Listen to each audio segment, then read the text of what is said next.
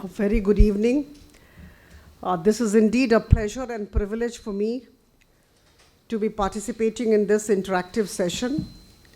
I thank Shri Manish Chand ji and his colleagues for having conceptualized and translated that idea, that concept into reality by calling all of us to speak on a very important topic which will always remain relevant, Operation Sindoor.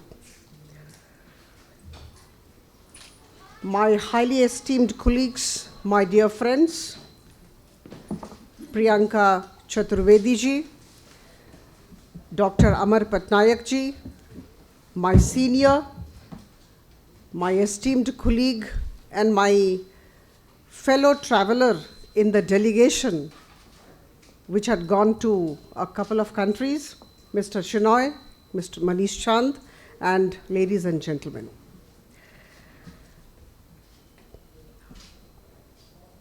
At the outset, let me tell you that what happened on 7th of May by the name of Operation Sindoor, under the guidance and as per the directions of Prime Minister Shri Narendra Modi ji and the senior leaders, should have happened post the Mumbai attacks in 2008. In 2016, we are well aware of the fact that we had a minor attack from our side.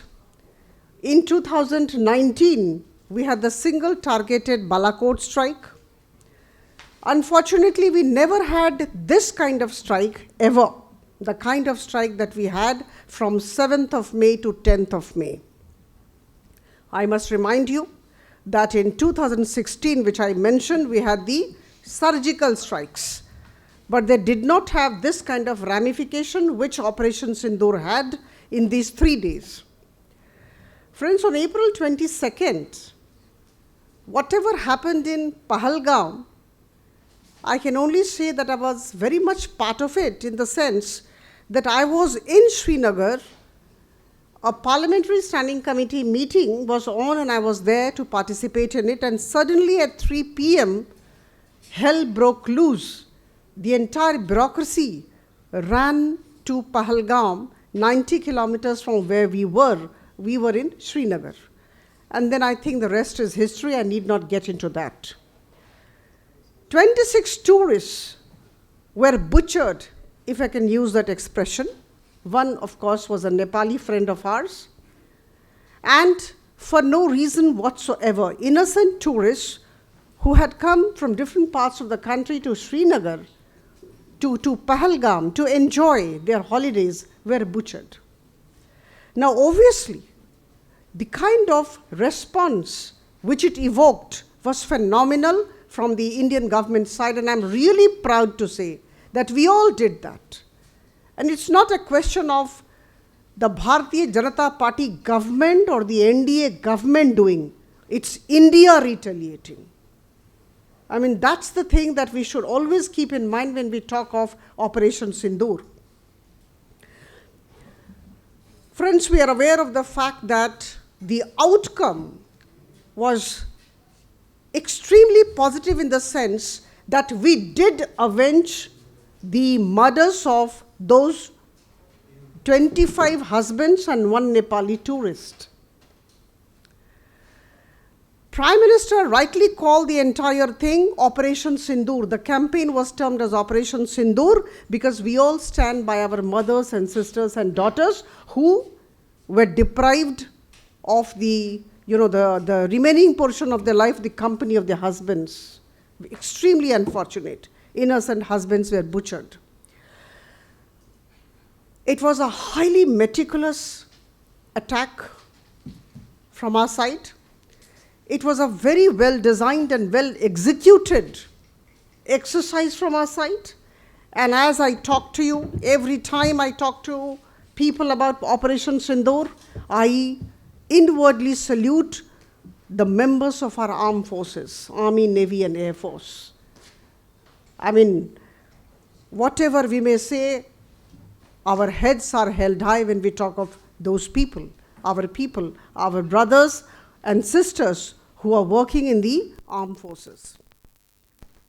13 air bases of Pakistan and in Pakistan occupied Kashmir were destroyed. And around 9 terrorist infrastructures were also destroyed. We are aware of the fact, and more than this, more than 100 terrorists were killed. We are well aware of the fact, whether we like it or not, we have to accept and acknowledge that Pakistan has not only been nurturing terrorism, it nourishes terrorism and it promotes terrorism. And thereafter, we started on our campaign, which we term as global outreach. Shri Brijlal ji is here, Madam Priyanka Chaturvedi ji is here. All three of us had been in delegations. We had gone abroad. As far as I am concerned, as far as Shri Brijlal ji is concerned, we had been to 5 countries. We went to Japan, Republic of Korea, Indonesia, Malaysia, and Singapore. Friends, since then till date, wherever I am, whichever conglomeration I am in to talk about whatever happened during those days, 14 days, 5 countries, we almost lived out of our suitcases. But I can never thank the government of India enough for having given us the opportunity for not only, talking about our country and setting the narrative right on the global platform. I think I can only say that wherever I go and talk, I always talk about one thing, one great feeling that I had everywhere. Our heads were held high when everybody spoke very highly of India and listened to India patiently and believed in whatever we said as delegation members. We started from Japan, and I told you we concluded in Malaysia. And we went to meet the intelligentsia, the political heavyweights of that particular country, and the think tanks, and of course the Pravasi Bharatiya. People in large numbers would come from different segments of society and would be listening to all of us. Friends, we had gone to set the narrative of India right. There is always a communication war when such things happen. And all the while Pakistan had been trying to win this communication war. And our government felt rightly that we all should go and talk about the truth and nothing but the truth. We had gone to set the narrative straight. And we did so and the best part was, in my delegation, there were members of parliament from 5 political parties. Imagine, 5 political parties, and when we were on foreign land, our voice, our language was one. We talked about India, we batted for India, and we tried to set India's narrative right. Today also, Madam Priyanka Chaturvedi's language will be the same as ours. Shri Amar Patnaik's language will be the same as ours. When it comes to national security, national integrity, national sovereignty, I don't think we talk of party, politics, caste, creed, religion. We talk of India, we talk of Bharat. Friends, a couple of things were put forth very candidly, very emphatically before the different segments of population wherever we went. I must tell you that this entire thing happened on April 22nd. Then the strikes were from 7th May to 10th May, as you know. The DGMO Pakistan on 10th of May at 3:35 p.m. had called up our DGMO India, and requested for a ceasefire. And thereafter, it was, I think, a mutual discussion and mutual deliberation outcome that we went for a ceasefire. Friends, I can never say that after what we did, after the kind of damages that we have inflicted on Pakistan, the incident which took place on April 22nd was avenged by India, but I will never ever say that we have stopped the war forever. It is just a ceasefire. War has not stopped because, terrorism is there. the promotion of terrorism, the nurturing of terrorism is definitely being carried out by Pakistan, but Pakistan had to be given a lesson, and I think all of us did it together very well. On May 25, please remember, on May 25, the UN Security Council, of which Pakistan is a non-permanent member, brought out a resolution about which we talked everywhere in all the countries. And the resolution was very candid. It said, the perpetrators, the organizers, the financiers, and the sponsors of terrorism should be held accountable and brought to justice. This was the language of the UN Security Council. And I must tell you that this particular thing happened on 7th May when April 22nd this thing happened, and immediately the TRF, the resistance front, a proxy of Lashkar-e-Toiba, a terrorist outfit which has its home in Pakistan, claimed that it had actually inflicted the pain on the tourists there and killed the tourists there. So, everybody was trying to, everybody was wishing that in that UN Security Council resolution, there would be a mention of the TRF and the Lashkar-e-Toiba and Pakistan. But unfortunately, it never came. It was just that, whatever I said, POFS, perpetrators, organizers, financiers, and sponsors of terrorism, should be held accountable and brought to justice. Though there was an effort to bring in TRF, it was erased at the insistence of Pakistan. Now, another disadvantage which India had, which we actually made very clear in all the foreign land, was, friends, we are not a member of the Organization of Islamic Countries. We are not a member of the Financial Action Task Force. All these countries we went to, I mentioned those 5 countries, they're all members of the FATF and the OIC. So definitely we are at a disadvantage. When an impression is created against India, naturally nobody is there to bat for us. So it was very much required by people like us during this global outreach that we set the narrative right, and we request all these member countries to actually stand for India when the debate starts as to who did what. Now, Pakistan came out with different kinds of narratives against India. One was that they have inflicted damages on India, we have suffered badly, and they have won the war. All these things actually came out very, I would say, solidly from the mouth of Pakistan and the Pakistanis everywhere.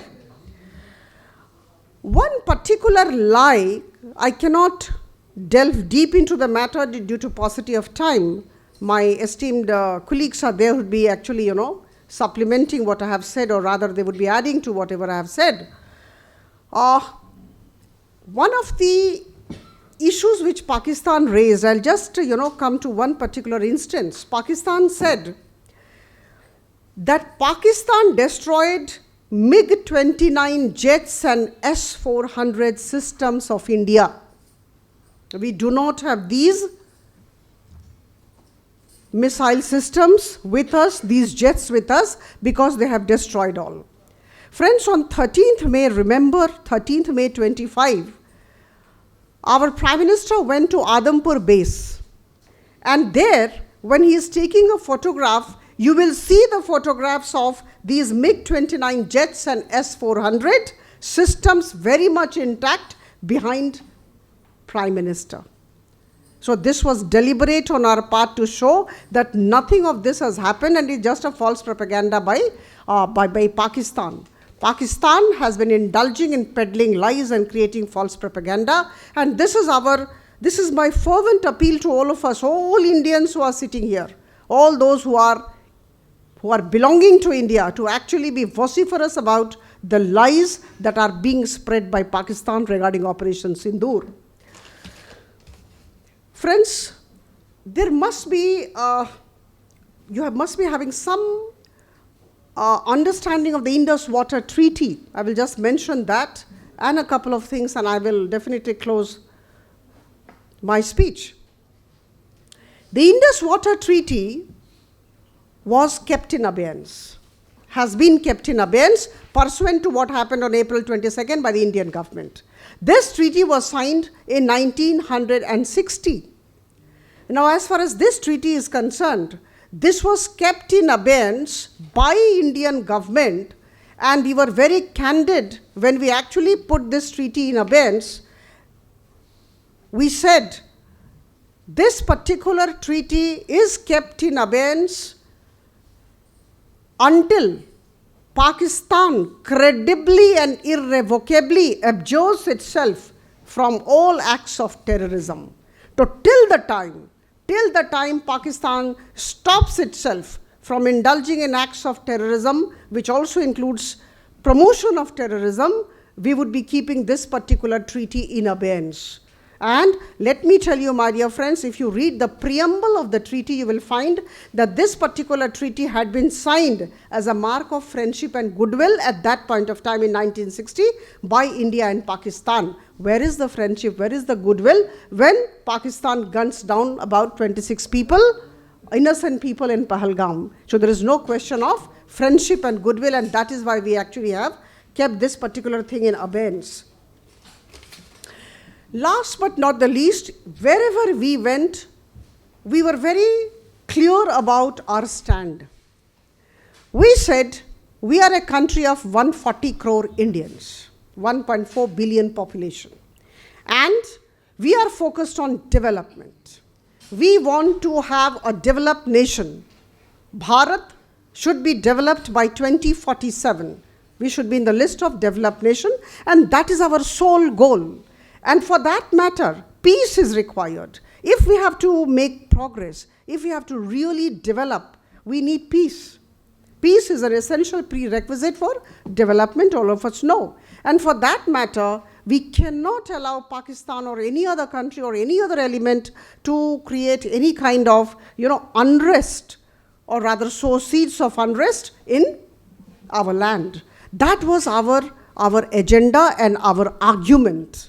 India has a strong population of 1.4 billion, and it's a young population, the median age being 29 years. We should be very proud of our country because of this. We are the fourth largest economy now, and in the next 2.5 to 3 years, we would be the third largest economy. We have foreign exchange reserves of $690 billion. Our exports are worth around $800 billion. We are the third largest startup ecosystem in the world. One after the other, I can list out all the achievements which we have been able to ensure in the past 10, 11, 12 years with support from all. So my dear friends, we did talk about our achievements everywhere. We talked about our focus on development, and we did say that that's why we needed peace. We do not want Pakistan to meddle with our affairs or create any kind of problems. We did talk of the new normal. We did talk about the national security doctrine.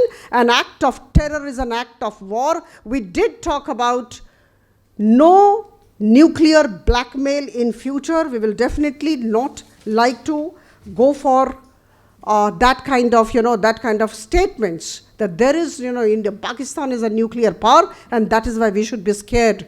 On 13th May 2025 from Adampur, Prime Minister talked of three things. One, zero tolerance to terrorism. That is our policy. Number two, no engagement with nuclear blackmail. And number three, very important, no differentiation between terrorists and the sponsors of terrorism. These three things have been brought out very clearly by none other than Honorable Prime Minister, and we were extremely emphatic when we met all the leaders everywhere. And I'm very proud to tell all of you, being an Indian, that our heads were held high when we went to different nations. We were heard at length, very patiently. Everybody heard our arguments, and I think we came back very much enriched because we also learnt a lot. Thank you so much, and this has been indeed a pleasure to talk to you.